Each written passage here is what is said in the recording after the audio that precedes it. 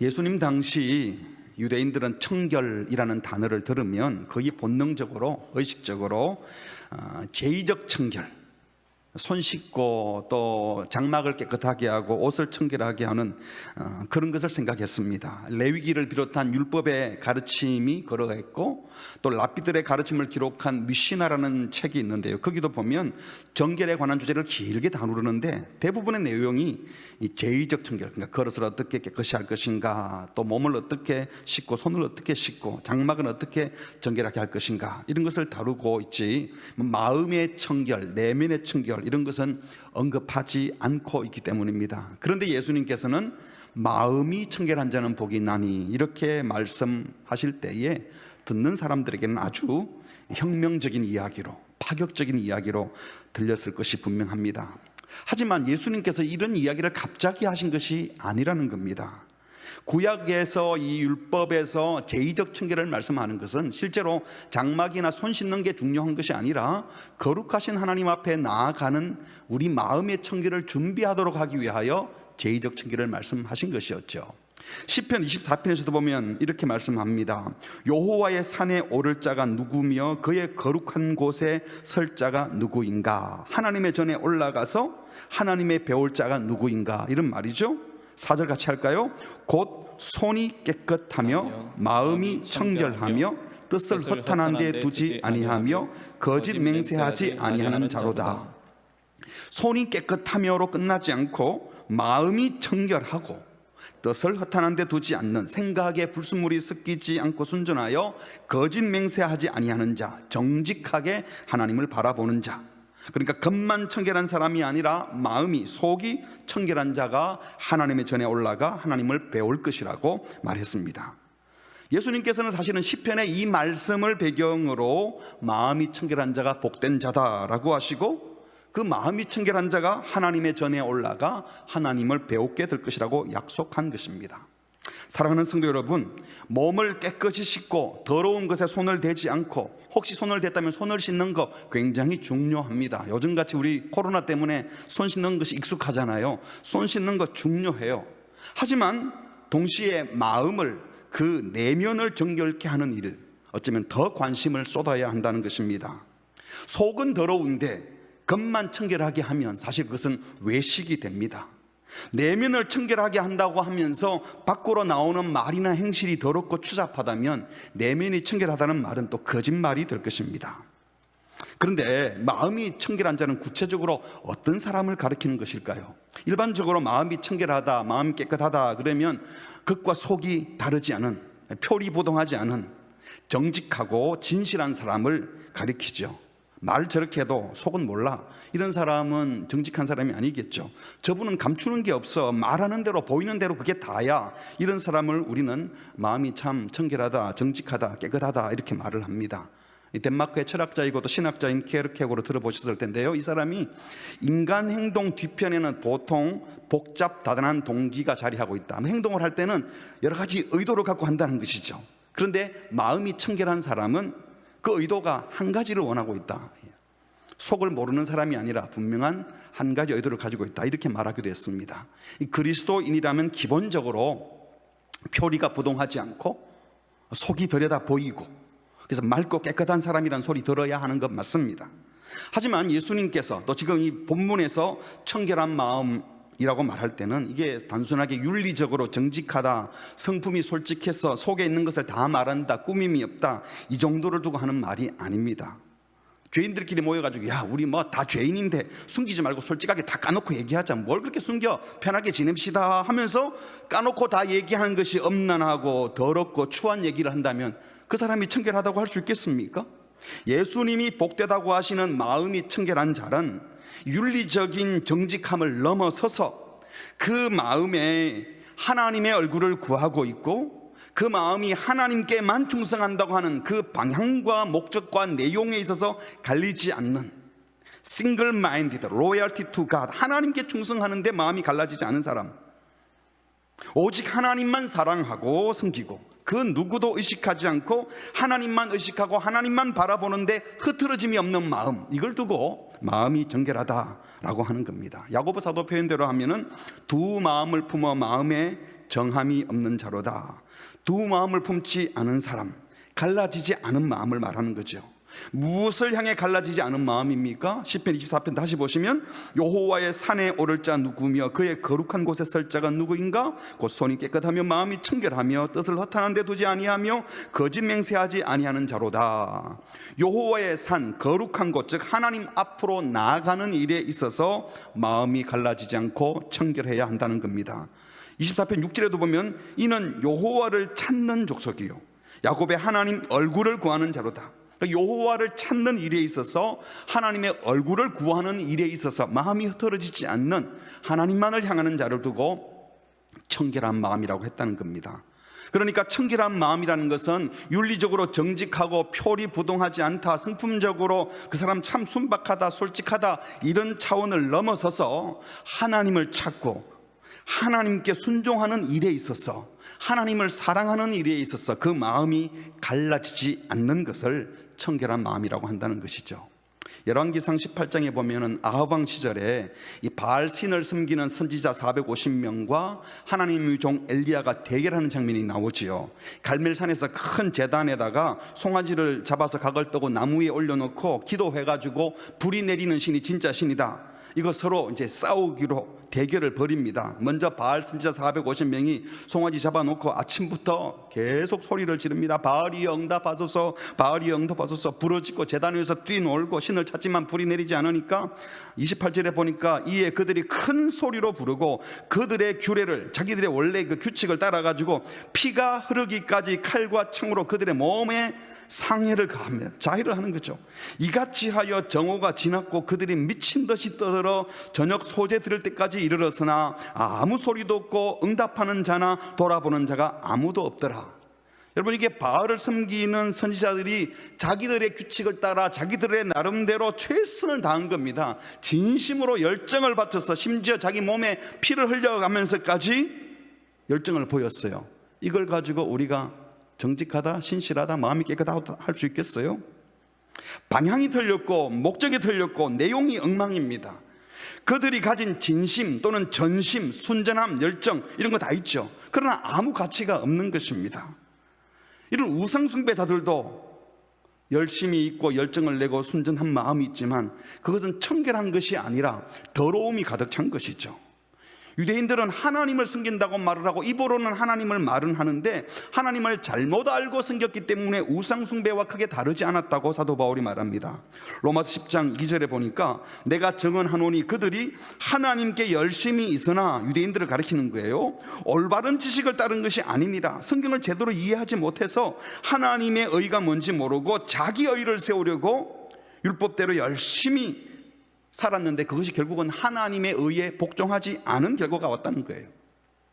방향이 틀리고 목적이 틀리고 내용이 잘못되면 그것이 아무리 열정적이고 열심이고 순전하다 하더라도 그 경건은 결국은 하나님을 대적하고 하나님께 반항하는 꼴이 된다는 것입니다. 특별히 우리가 오해하지 말아야 될 것은요, 이 마음이 청결하다 이것이 그럼 반대로 그 속이 생각도 없고 삶의 방향도 목적도 없어서 속이 텅 빈 사람을 가리키는가? 속이 텅 비면요, 책임져야 될 일이 무엇인지도 모르고 그냥 솔직한 거예요. 남 속이지 않고 정직한 거, 이거 하나만 가지고 마음이 청결하다고 할 수 없는 겁니다. 신자로서의 존재의 의미가 뭔지 모르고 어떤 목표를 가지고 살아야 되는지도 모르고 그 내면이 하나님을 사랑하고 닮으려는 내용으로만 가득 차서 다른 불순물이 섞이지 않은 사람이 정결한 것인데, 속이 텅 빈 것은 정결한 게 아니에요. 마음이 청결한 사람은 속이 텅 빈 사람이 아니라 그 내면이 하나님을 사랑하고 닮으려는 내용으로만 가득 차서 다른 불순물이 낄 틈이 없는 그런 사람을 두고 청결하다고 하는 겁니다.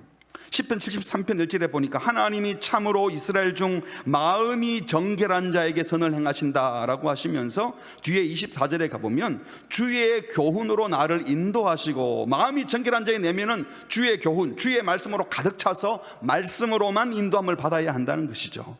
후에는 영광으로 나를 영접하시리니 25절에 하늘에서는 주 외에 누가 내게 있으리요 땅에서도 주밖에는 내가 사모할 리가 없다. 그 내면이 하늘에서도 땅에서도 주님 외에는 사모하는 자가 없는 주님으로만 가득 찬 사람이 그 마음이 청결하다는 겁니다.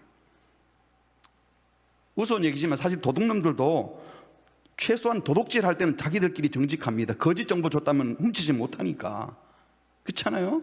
조폭 집단이요, 두목이 부하한테 잘해줍니다. 집안에 어려운 사람이 있으면 선물도 보내주고 위로도 하고 자기들끼리는 사랑한다고 합니다. 하지만 자기들끼리 속이지 않고 자기들끼리 도둑질하지 않고, 하지만 사실은 도둑질을 위해서 진실하고 자기 편 보호하기 위해서 남은 죽이고, 그럼 자기들끼리 사랑하고 격려 주고받고 눈물까지 흘린들, 그것이 하나님 앞에서 무슨 의미가 있겠습니까? 그들의 큰 목표를 모르고 그 안에 것만 딱 기록해서 보면, 야, 사랑이 넘치네, 정결하네, 순선하네, 이렇게 착각할 수 있다는 겁니다. 하나님을 향한 분명한 방향과 목적과 내용이 없다면 그것은 결코 청결한 것이 아니라는 것입니다. 의사가 실력이 없어서 병은 못 고쳐주고, 그런데 너무 친절해요, 착해요. 그래서 이런 의사 선생님이, 난 환자 돈 떼먹은 적이 없다, 난 환자와 최선을 다해서 놀아줬다, 나는 환자에게 정직했다. 이게 무슨 의미가 있겠어요? 의사로 부르신 하나님 앞에서 환자를 향한 책임과 의무를 다하는 것이 하나님 앞에 정직하고 진실한 것 아닐까요? 의사가 정말 진실하고 정직하다면 환자의 병을 치료해 주는 일에 있어서 내가 아직 실력이 부족하구나, 더 공부해야 되겠구나, 병을 고치는 일에 진실해야 합니다.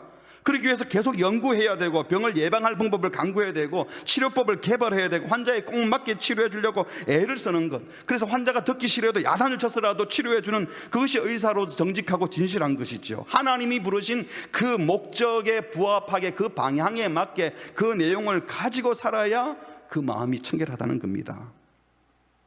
목사 같은 경우도, 목사가 되어가지고 저는 거짓말 안 합니다, 저는 정직합니다, 저는 성경 많이 보고요, 기도 하루에 2시간 이상 하고요, 교회도 함부로 손 안 대고 공금과 개인과 잘 구별합니다. 여러분, 그런 자랑을 참 하는데 교인들은 아무도 행복하지 않고, 그 목사 때문에 예수 믿고 구원받는 사람이 하나도 없고, 그 목사 때문에 훈련받아 경건해지는 성도가 없고, 세상에 소망 주는 그리스도인으로 자라고 세워지는 일이 없다면 그 목사 개인의 정직함이나 진실함이나 경건함, 거기 무슨 의미가 있느냐는 거예요. 정직하지 말라는 것이 아닌 거 아시죠? 책임지는 내용도 없고 살아가는 방향도 옳지 않은데 그냥 도덕적으로 정직하다, 진실하다는 것, 청결하다는 것, 그게 최고의 목적이 되는 것은 아니라는 것입니다. 사랑하는 성도 여러분, 이런 차원에서 여러분은 지금 마음이 청결하십니까? 하나님만을 향하고 있습니까? 하나님의 얼굴을 온전히 구하면서 하나님의 뜻이 우리 마음에 가득해서 정말 하나님의 뜻만 생각하며 자신의 주어진 삶에 충실히 살고 있습니까? 하나님을 의식하는 듯 하는데 실제로는 사람을 더 의식하고, 하나님의 말씀에 순종하는 듯 한데 그 내면이 세속적 욕심, 불순물이 섞여 있지는 않습니까? 바라기는 정직하고 솔직함을 넘어서서 우리 마음의 방향과 목적과 내용에 있어서 하나님을 향한 순전함, 하나님의 얼굴만 구하는, 하나님에 대한 지식과 소원으로 가득 차 하나님의 인정만 받으려고 하는 청결한 마음 되시기를 주님의 이름으로 축복합니다. 우리 모두에게 이 청결한 마음을 사모하는 마음을 주시기를 바랍니다. 그런데 이 내면에 이 청결에 관심이 없는 사람은, 내적 청결에 관심이 없는 사람들의 전형적인 특징은요, 남눈 은식합니다.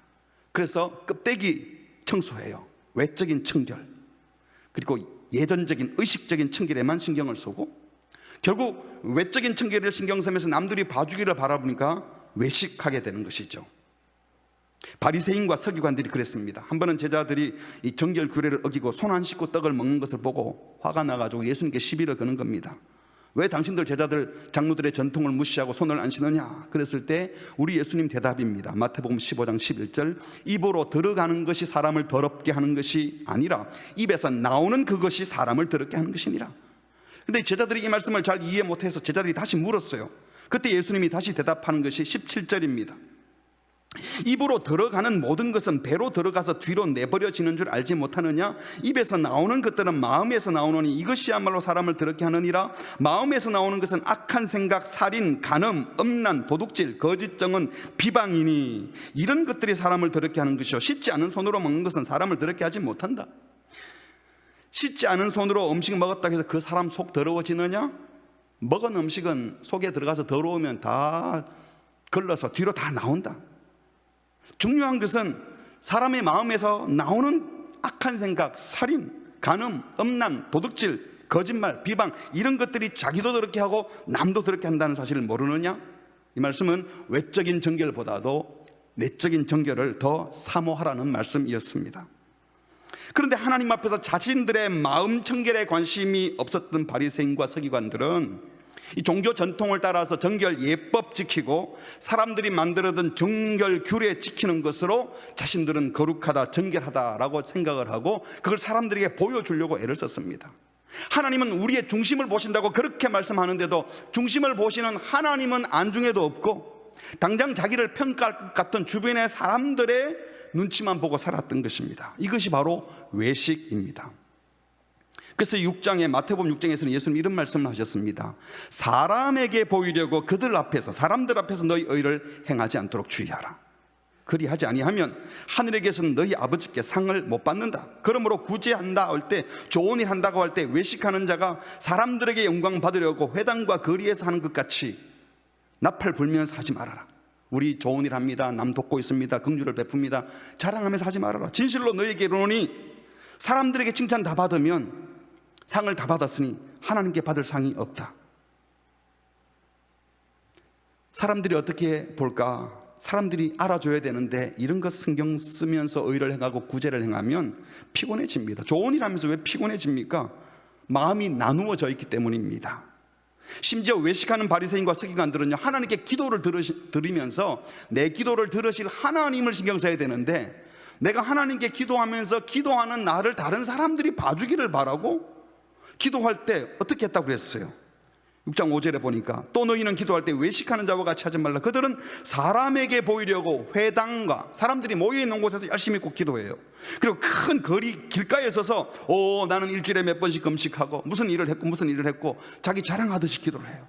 내가 진실로 너희에게 이르노니 그들은 자기 상 이미 다 받아서 내가 줄 상이 없다. 이 말은 다른 말로 하면 하나님은 이런 사람들 만나주지 않는다.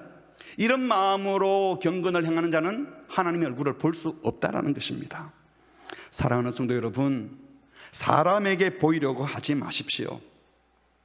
난 신앙이 좋은 사람이야, 나는 기도하는 사람이야, 아무리 힘들어도 헌금은 제대로 하는 사람이야, 나는 잘 참는 사람이야, 나는 돈 욕심이 없어, 구제하고 돌보는데 애쓰고 있어, 그런 걸 말을 하지 말라고요. 그냥 그렇게 살면 되는 거예요. 이걸 사람들 앞에 증명하려고 애쓰는 순간, 말하는 순간 외식이 되어버립니다. 하나님만 알아주시면 되지 왜 그걸 목사가 꼭 알아줘야 되고 장로님이 알아줘야 됩니까? 다른 성도들이 나의 이 헌신과 나의 이 진심을 알아주기를 바라는 것이 바로 마음이 청결하지 않아서입니다. 하나님 앞에 서 있지 않고 사람 앞에 서 있어서 그런 겁니다. 청결한 마음으로 주님만 바라보시기를 바랍니다. 이렇게 외식하고 사람 눈치 보는 그 다음 단계는 어떻게 나갑니까? 이런 사람은 하나님 앞에서 내가 어떤 사람인가를 돌보지 않고 다른 사람과 자기를 비교하게 되죠. 비교하는 사람들의 마음에는 항상 우월감과 열등감이 같이 있습니다. 그리고 우쭐하는 사람들 마음속에는 열등감이 항상 깔려 있는 거예요. 열등감에 빠진 사람들이 항상 우월감을 같이 가지고 있습니다. 같이 가는 겁니다. 비교하니까 그런 마음이 늘 생기는 거예요. 사람들 앞에서 괜찮은 사람처럼 보이려고 거룩한 척 외식하는 사람들 참 불쌍하죠. 외식해서라도 자기가 괜찮은 사람으로 보이려고 하는 거 참 불쌍합니다. 그런데요, 저 사람 착한 척하고 생글생글 웃고 다니지만 얼마나 다른 사람들에게 상처 많이 주고 은근히 잘난 척 하는지 몰라. 목사들이 저 속을 모르고 그냥 칭찬하고 그러는데 자기 집에서 하는 짓을 내가 아는데 다락방 와서 하는 꼴을 보면 진짜 창피하고, 저런 사람이 교회 집사가 되고 무슨 투표를 하면 표를 받고 인정받는지 몰라 라고 하면서 외식하는 사람들이 사람들에게 인정받는 꼴을 보고 못 참겠다 속상해하는 사람, 이 사람들도 똑같이 불쌍한 사람입니다. 왜 그렇죠? 왜 나는 몰라주는 거야? 이 소리잖아요. 내가 더 깨끗한데, 내가 더 순수한데, 내가 더 헌신적인데 왜 사람들이 나를 인정해 주지 않는 거야? 이 마음이 불편한 것 결국은 하나님 앞에 서 있지 않다는 증거이죠. 하나님만 바라보지 않고 사람들 의식하고 사람들의 인정을 구하는 마음으로 가득 차 있으니까 외식하는 사람들을 보고 속이 상한 거예요. 사랑하는 성도 여러분, 우리 마음을 순전치 못하게 하는 것은 결국 하나님의 인정과 칭찬보다 사람의 인정과 칭찬을 구하는 마음이 더 크기 때문입니다. 아무리 신앙적이고 좋은 일을 했다고 하더라도 하나님 앞에 서 있지 않고 다른 사람 앞에 서 있다면 이건 불신앙이에요. 사람 눈치 보고 사람 앞에 서 있는 것은 불신앙이에요. 기도하고 전도하는 일, 봉사하고 헌신하는 일, 이것도 내가 1등 해야 돼. 내가 기도 제일 많이 하고, 내가 제일 봉사 많이 하고, 내가 헌금도 제일 많이 하고, 내가 최고로 겸손하다는 소리도 들어야 되고, 내가 품성이 더 좋고, 내가 은혜 많다는 소리 들어야 되고, 내가 알약이 넓다는 소리를 들어야 되고. 마음이 갈라진 거예요. 그냥 소리를 들어야 되지 말고 그냥 그렇게 하시라고요. 하나님만을 향한 사람, 마음이 청결한 사람은 그 누구와도 비교하지 않고 그 누구의 눈치도 보지 않고 그저 하나님이 무엇을 원하실지, 하나님의 눈이 가 있는 곳에 자기의 눈이 가 있고, 주님이 불쌍히 여기는 사람은 나도 같이 불쌍히 여기며 주님의 마음을 따라서 그렇게 사는 것입니다. 그렇게 살면 그게 행복이에요. 사랑하는 성도 여러분, 마음이 청결한 사람은 내가 행한 신앙적 헌신과 희생에 대한 보상을 요구하지 않습니다. 왜냐하면 그렇게 산 것이 이미 복된 일이었고, 내가 좋아서 한 것이고, 주님이 좋아서 한 일이기 때문에 주님을 그냥 찬양합니다. 제가 이런 일을 주님 앞에서 할 수 있어서 너무 감사합니다.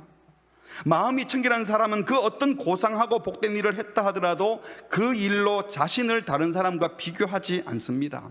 인생의 방향과 목적과 내용이 사람들과 비교하는 데 있지 않고 오직 하나님께만 있기 때문에 그런 거예요. 그래서 그 마음이 하나님을 향하고 있는 사람들은요, 그 마음에 숨길 의도가 없습니다. 숨은 의도가 없어요. 그냥 하나님이 좋아서 하는 거예요. 사람들의 이해를 구할 필요도 없어요. 안 알아줘도 되니까. 그러니 억울할 일도 없어요. 하나님만 향하고 있으면 속상할 일도 없어요. 사람 눈치 안 보는 사람은 거짓말할 일도 없습니다. 우리가 억울하다, 속상한다, 또 이러고 속이고 과장하고 거짓말하는 것은 다 사람 앞에 서 있기 때문입니다. 사랑하는 성도 여러분, 다시 말씀드립니다. 나는 하나님만 사모하고 있다고 사람들에게 말하지 마시고 하나님만 사모하시기 바랍니다. 사람들이 어떻게 나를 볼까 관심 끄시고, 남과 비교하지 마시고, 남 평가하지 마시고, 그냥 그분들 사랑하시기 바랍니다. 오직 주님만 바라기 때문에 주님의 말씀에 따라 순전하게 사랑하는 마음이 가득할 때 그 청결한 마음을 통하여 이 세상이 맑아지는 것이지, 내가 얼마나 청결하고 얼마나 괜찮은 사람인지를 막 자랑한다고 세상이 좋아지는 것이 아니에요. 지금 이 세상에는 약삭 빠르고 지혜롭고 자기의 선행을 잘 알릴 사람이 필요한 것이 아니라, 저래가지고 어떻게 되려고 하나 싶을 만큼 우직하게, 그러나 목표는 분명한, 속이 꽉 찬, 하나님을 향한 목적이 분명한 이 청결한 사람을 통하여 우리에게도, 우리 공동체에도 참된 평안을 허락하시고 이 세상도 그런 사람들을 통하여 바꾸어 주실 줄 믿습니다. 마지막으로 주님께서 마음이 청결한 자는 하나님을 볼 것이다 라고 약속해 주셨어요. 그런데 이 하나님을 보게 된다는 말이 무슨 뜻일까요? 하나님을 본다? 먼저 기억해야 될 것은, 죄인들은 아담의 타락 이후로 인간은 거룩하신 하나님을 볼 수도 하나님께 나아갈 수도 없게 되었다는 겁니다.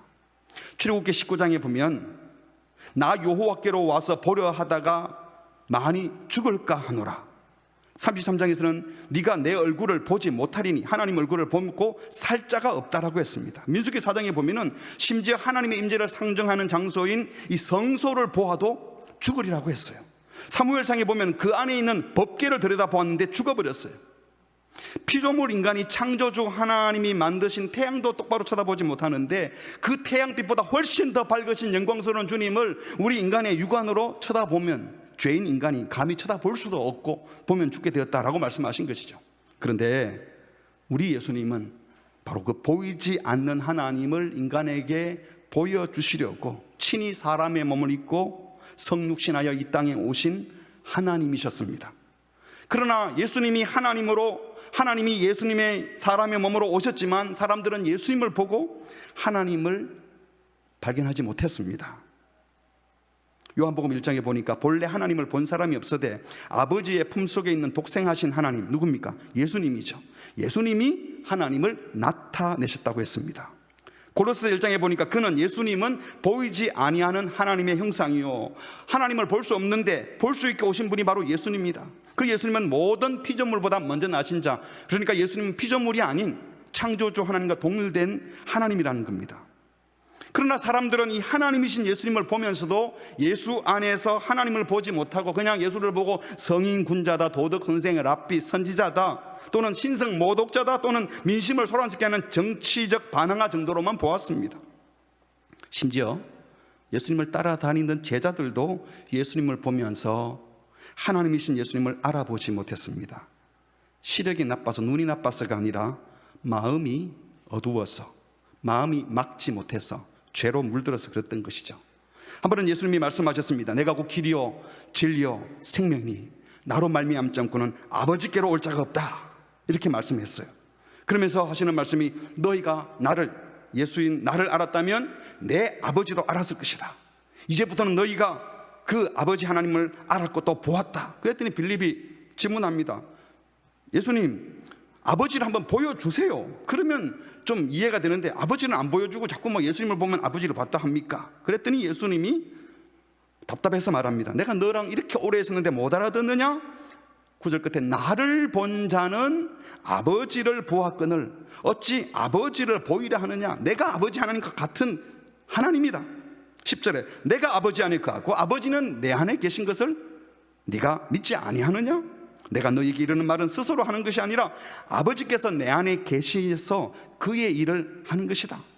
그리고 11절 같이 읽어볼까요? 시작. 내가 아버지 안에 거하고 아버지께서 내 안에 계심을 믿으라.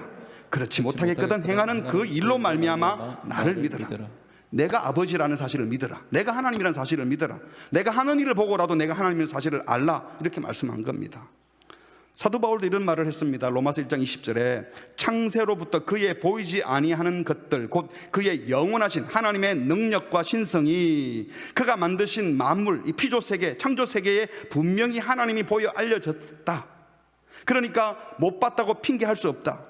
하나님이 만드신 이 창조세계 자연을 보면 그 속에 하나님의 능력, 신성이 다 보이도록 해뒀는데 우리의 마음이 눈에 어두워서 못 보고 있는데 하나님이 안 보인다고 핑계 못한다. 자기가 못 보는 거지 하나님이 안 보이거나 안 보여준 것이 아니라는 말씀이죠.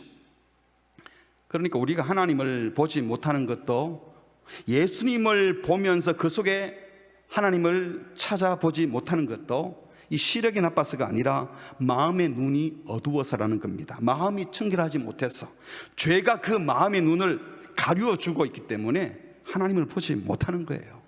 그러므로 우리는 결코 우리 능력으로, 이 죄된 우리의 능력으로 하나님을 볼 수가 없습니다.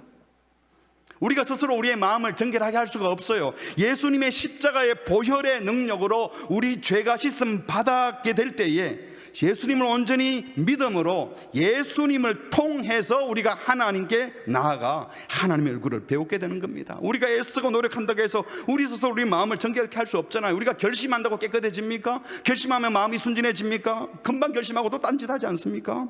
성령님께서 예수님을 믿게 하시고 성령님께서 예수의 피로 죄 씻음 받음이 효력 있게 하시고 성령께서 우리 마음을 정결하게 해주셔서 오직 하나님만 바라보게 해주실 때에 우리가 하나님을 볼 수 있게 된다는 겁니다. 그러므로 하나님을 본다는 것은 우리의 육신의 눈으로, 육안으로, 시력으로 보는 것이 아니라 마음의 눈으로 보고 그리고 인격적으로 하나님을 만나서 그분과 교제하고 예배하는 것을 하나님을 본다라고 말씀하신 것입니다.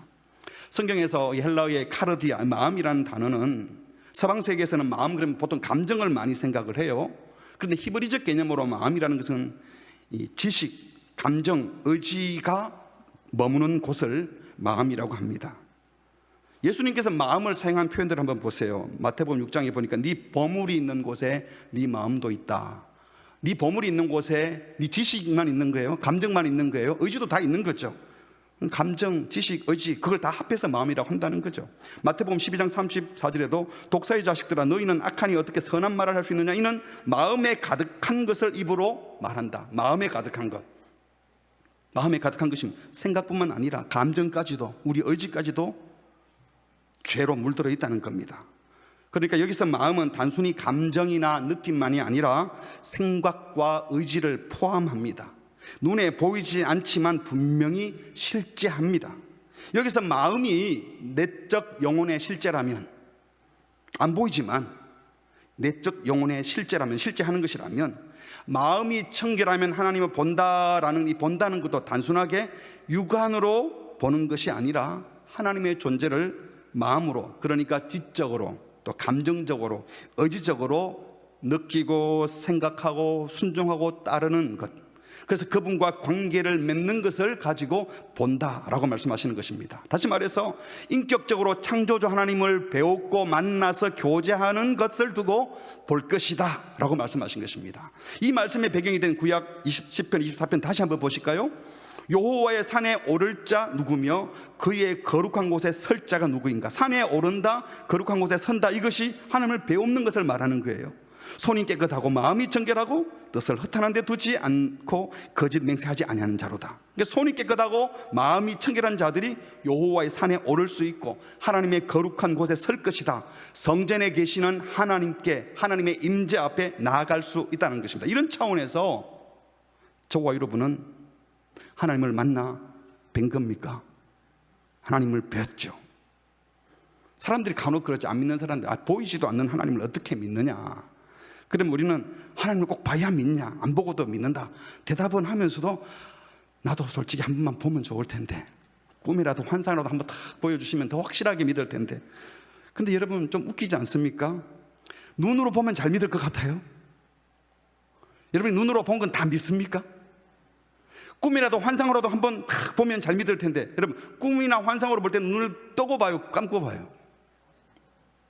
그게 뭘 본 거예요? 뭐로 본 거예요? 꿈에서 본 게 진짜 본 겁니까? 어떤 사람이 내 눈으로 똑똑히 봤다니까 이러는 데 가보면 없어요. 좀 살아보신 분들은 그런 경험 많이 했죠. 내가 확실히 봤다고 했는데 내가 착각한 거예요. 여러분, 우리의 시력을 믿을 수가 없습니다. 우리가 아무리 육안으로 봤다 본다 하더라도요, 죄된 욕심에 눈이 가려지면요, 눈으로 보고도 안 믿는 것이 너무너무 많아요. 우리 주변에 죄인에게 임하시는 하나님의 심판들을 우리 눈으로 얼마나 많이 봅니까? 사랑하는 분들의 임종을 얼마나 많이 지켜봤습니까? 수많은 사람들이 천국으로 가는 모습을 봤는데도 자기는 계속 살 것처럼 살아요. 죄 지어서 하나님의 심판받는 모습을 여러 번 봤는데도 그 죄 또 지어요. 자기는 괜찮은 것처럼. 보는 게 무슨 소용이 있겠습니까? 죄로 마음의 눈이 가려지는 상태에서는 이 눈으로 본다는 게 큰 의미가 없다는 겁니다. 물론 우리는 사랑하는 우리 주님을 우리의 영안으로 직접 보고 싶은 마음 누구나 있습니다. 고린도전서 13장 12절에 보니까 우리가 지금은 거울로 보는 것처럼 희미하지만 그때에는, 마지막 날에는 얼굴과 얼굴을 대하여 페이스 투 페이스에서 볼 것이요, 지금은 내가 부분적으로 알지만 그때에는 주께서 나를 아신 것 같이 내가 온전히 알 것이다. 눈으로 주님을 배울 날이 분명히 올 겁니다. 그런데 그때 눈으로 본다는 게 우리 육안의 시력을 넘어서는 거예요.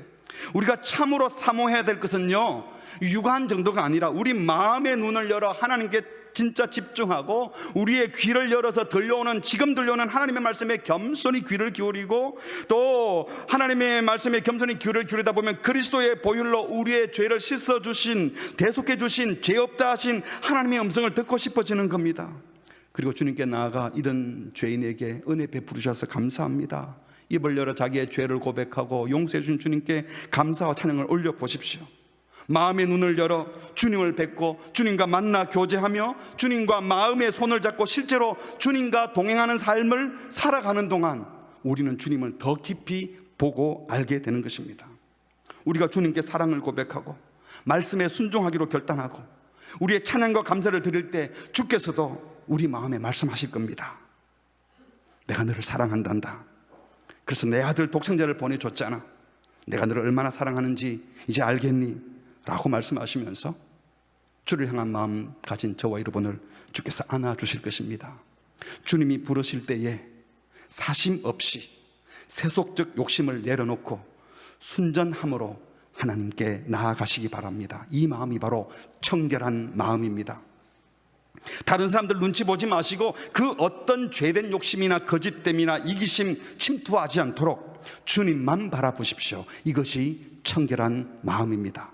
매일매일 주님 보좌 앞으로 나아가 말씀을 듣고 기도하고 주님과 교제하고 있다면 지금 우리는 희미할지 몰라도 주님을 배우고 있는 것이고, 여기서 주님을 매일매일 배우는 분들이 마지막 날 얼굴과 얼굴을 대하여 보는 영광도 누리게 될 줄 믿습니다. 말씀을 맺습니다. 지금 마음이 청결하여 하나님을 배우는 성도들이 마지막 날 주님을 더 분명하게 배울 날을 사모하면서 지금 자기를 깨끗게 할 겁니다. 요한일서 3장에 사랑하는 자들아, 우리가 지금은 하나님의 자녀라. 장래에 어떻게 될지는 아직 나타나지 않았지만 그가 나타나시는 주님 재림하실 때, 주님을 배우게 될 그때 우리가 그와 같을 줄을 아는 것은 부활하신 주님과 똑같아진다는 거예요. 그의 참모습 그대로 볼 것이기 때문이니, 주를 향하여 이 소망을 가진 자마다, 이 소망이 뭡니까? 그의 참모습을 그대로 볼 소망을 가진 자마다 그의 깨끗하신 것 같이, 주님의 깨끗하신 것 같이 자기도 주님처럼 깨끗하게 할 것이라고 하셨습니다. 주께서 주의 보혈로 우리의 영혼을 정결케 해주셨습니다. 보혈의 능력을 믿고 주께 나아가는 성도는 내가 죄 씻음 받고 구원받은 것이 얼마나 감격적인지, 이 죄 씻음 받은 내 영혼을, 내 마음을 더러움에 내어놓을 수 없고 거짓에 맡길 수 없고 악한 것에 내놓을 수 없기 때문에 내 마음을 더 정결케 하고 더 거룩케 하려고 마음을 쏟을 것입니다. 첫 번째로, 이제 더 이상 사람에게 보이기 위해서 외적 청결, 겉구매만 신경 쓰는 사람이 되지 마시고 하나님 앞에서 그 내면을, 마음을 정결케 하는 일에도 깊은 관심을 쏟는 마음이 청결한 순전한 성도가 되시기를 바랍니다.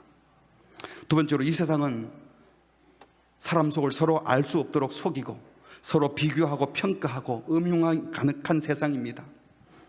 그래서 낭만적인 것이 아니라 오히려 이런 세상 속에서 마음이 맑고 깨끗하면서도 하나님을 향한 목적과 방향이 분명하고 오직 하나님 앞에서만 살아가고 그 누구의 눈치도 보지 않으며 하나님을 사랑하고 이웃을 사랑하는 마음으로만 가득 찬 그 어떤 불순물도 끼지 않는 마음이 청결한 성도가 된다면 그들이 훨씬 더 빛날 것입니다. 세상이 거짓되다고 더럽다고 한탄하지 마시고, 이럴 때 청결한 마음을 가진 자가 빛날 것을 믿고 더 청결함을 사모하시기 바랍니다. 마지막 세 번째로, 우리는 예수님을 통하여 하나님을 볼 수 있었습니다. 성령님께서 예수님을 보여주셨습니다. 이제 거룩한 보혈의 능력, 성령의 능력으로 정결케 된 저와 여러분이 우리의 말과 행실과 우리의 모습을 통하여 주님을 모르는 사람들에게 주님을 보여줄 차례입니다. 안 믿는 사람들이 주님이 계신지 안 계신지는 모르겠는데 내가 너를 보니까 이런 죄악된 세상 속에서 끝까지 이 순수함을 잃지 않고 정결한 마음으로 살아가는 것 보니까 뭔가 있긴 있는 것 같아. 그러니 사람들 눈치 안 보고 그렇게 당당하면서도 겸손하고 순진한 것 같은데 속이 꽉 찬 것 같고, 가는 길이 분명하니까 사람들이 무슨 말을 해들어도 흔들림이 없고, 천국이 뭔지는 모르겠지만 네가 죽으면 가는 곳이 천국일 것 같아. 비결이 뭔데? 라고 물어오게 하셔서 예수님 때문이라고 말할 수 있는 마음이 청결함으로 예수님을 세상에 비춰주는 거울이 되기를 주님의 이름으로 축복합니다. 우리 함께 찬양하겠습니다. 내 눈 주의 영광을 보내. 여러분, 본다는 것, 우리 육안으로 보는 것에 너무나 마음을 빼앗기지 마세요.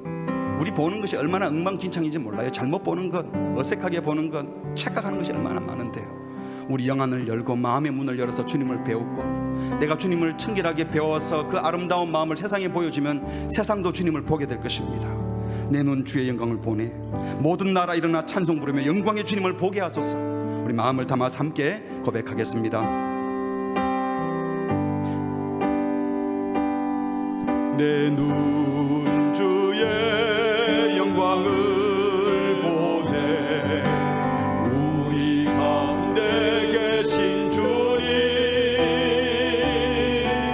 그 빛난 영광 온 하늘 덮고 그 찬송 땅 가득해.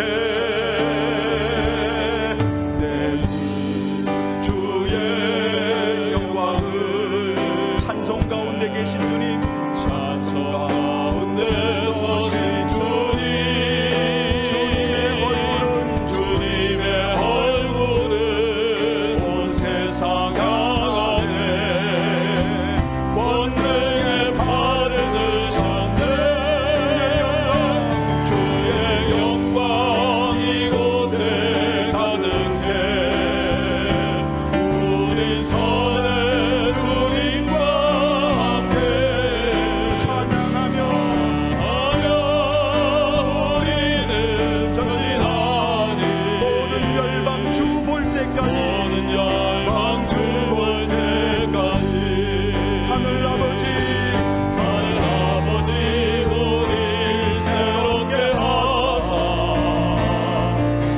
영광 중에서 주를 섬기게 하소서. 모든 날 일어나 찬송 부르며 영광의 주님을 보게 하소서. 주의 영광 이곳에 가득해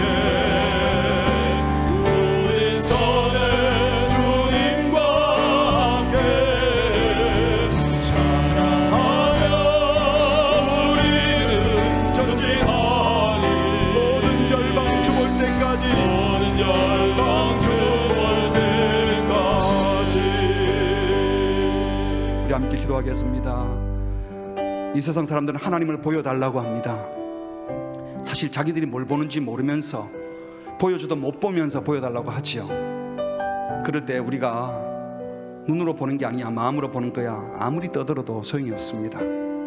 우리가 친히 주님의 영광을 배웠고 매일매일 주님을 만나고 있고 우리의 마음이 흐트러짐이 없고 싱글 마인드 하나님만을 향하는 마음이 분명하고 그 속이 꽉 차서 주님으로 가득 찬 순전한 마음이 되어 살아가는 모습을 보면 오히려 저들이 어떻게 하면 하나님을 만날 수 있냐고 물어올 겁니다.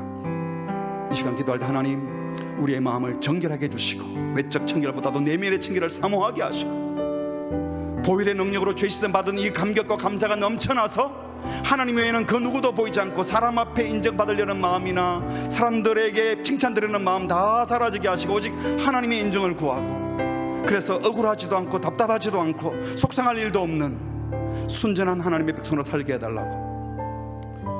우리 자녀들을 아무리 많이 교훈해도 그들이 변화되지 않습니다.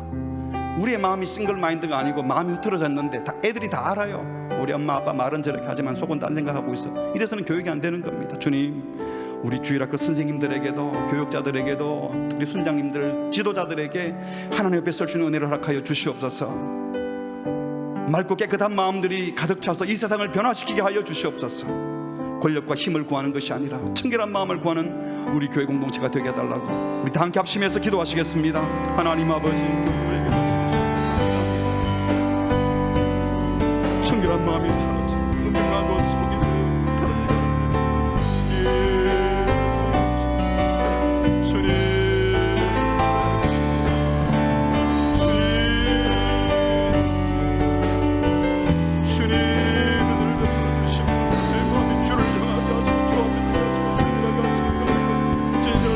주를 향한 마음과 방향과 목적이 분명하게 하시고 하나님의 내용이 가득 찬양하게 하여 주시옵소서.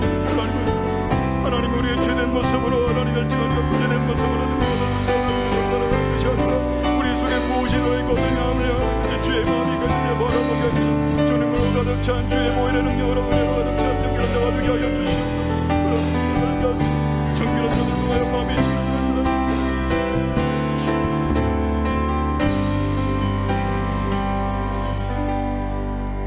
하나님 독생자 예수님의 보혈의 권능으로 보혈의 능력으로 우리의 죄를 씻어주시고 우리의 마음을 정결케 해주심에 감사를 드립니다. 하나님을 감히 쳐다볼 수도 없는 우리들이 예수님을 통하여 하나님 앞으로 나아가게 하시고 주를 배우게 하시고 주님과 교제하게 하신 특권을 주심에 감사합니다. 이 은혜 받은 우리들이 이 은혜를 망각하고 세속적인 욕심과 이기적인 욕망과 죄된 탐욕에 빠져서 갈라져 버렸던 마음, 음흉해졌던 속을 알 수 없는 부정했던 우리의 마음을 불쌍히 여겨주시고 다시 정결한 마음으로 돌아갈 마음을 주여 부어 주시옵소서. 하나님 이 세상에는 힘과 권력과 돈 있는 사람이 필요한 것이 아니라 참으로 마음이 청결한 자들을 통하여 이 세상이 변화될 것을 믿습니다. 우리 모든 성도님들 부모로서 자녀로서 직장인으로서 누군가를 지도하는 자로서 가르치는 자로서 청결한 마음으로 매일매일 주 앞으로 나아가게 하시고 주 앞에 선 그 청결한 모습으로 세상을 향하여 우리 주님을 비춰주는 투명한 거울이 되게 하여 주시옵소서. 모든 말씀 예수님의 이름으로 기도합니다. 아멘.